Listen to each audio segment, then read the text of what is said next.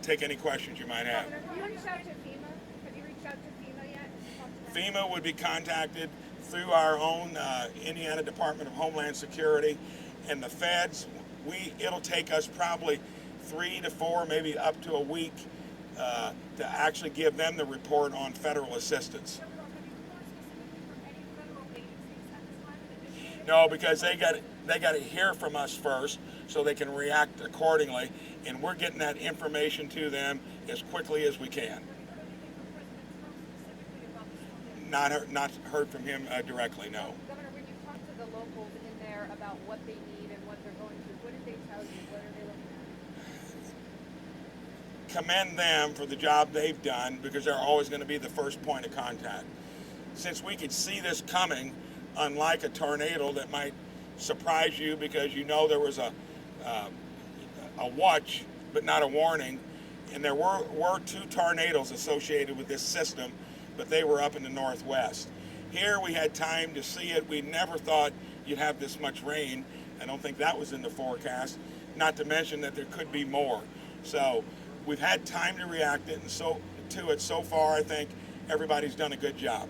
As of this morning, IDHS says Indiana 211 is accepting damage reports in 6 counties. Has that number gone up, or are you expecting that number to change? Is Jonathan here with the? Go ahead. Yeah, good afternoon. I'm Jonathan Whittam with Indiana Homeland Security. 211 is activated for multiple counties, but that's constantly changing. So what I would recommend for counties that have been impacted, reach out to 211 either online or through the phone to see if your county has been activated. But we will constantly be changing that and updating that as more counties request that assistance. What do we know about the total cost of damage to that stretch of I-70 westbound in Wayne County and State Road 38 west of Hagerstown? Do you have an estimate on the damage there? Well, whatever the cost is going to be, it would be within our capability easily to bear that. The speed at which we're getting it fixed is notable. I didn't think there'd be any way you could replace that kind of gap in pavement and do it in a permanent way other than a temporary way. So that is in process currently. Governor, with more rain expected tonight, do you have a message for folks who might be in the middle of that? So again, you've got all resources on guard.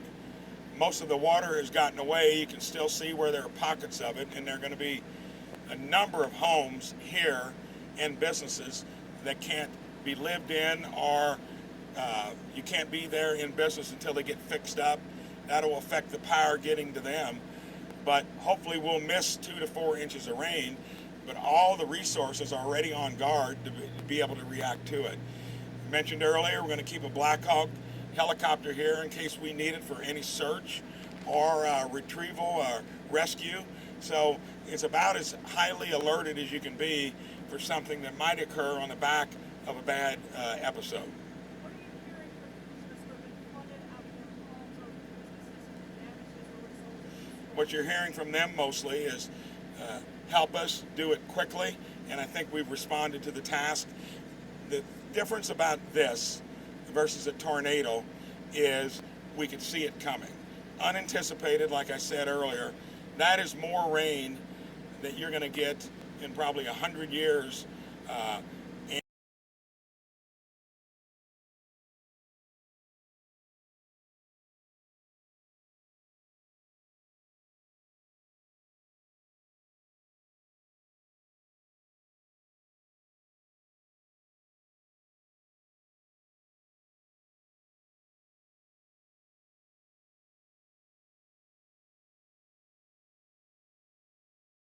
Can you talk about how the emergency declaration is bringing together the resources across federal, state, and local agencies? So most emergency declarations are county by county and a few of them.